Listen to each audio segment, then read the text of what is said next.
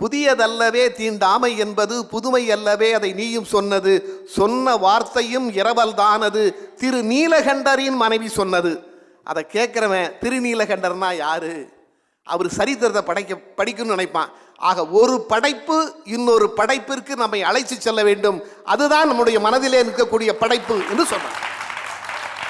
ஆர்ப்பாட்டமான பாடல்கள் என்று நீங்கள் சொல்கிறீர்களே, அதற்கு தமிழ் சினிமாவில் பிள்ளையார் சுழி போட்டவர் தஞ்சை ராமையாதாஸ். மேலே பறக்குது ராக்கெட்டு, மின்னல் பூச்சி ஜாக்கெட்டு, ஆளை பார்த்தா ஆளை மயக்கும் ஃபேஸ் கட்டு, அதுதான் இப்போ மார்க்கெட்டு.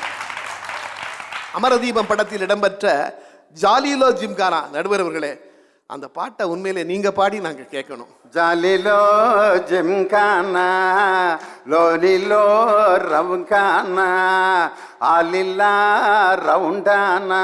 அடுத்து என்ன ஆனான்னு ஞாபகம் இல்லையா எனக்கு.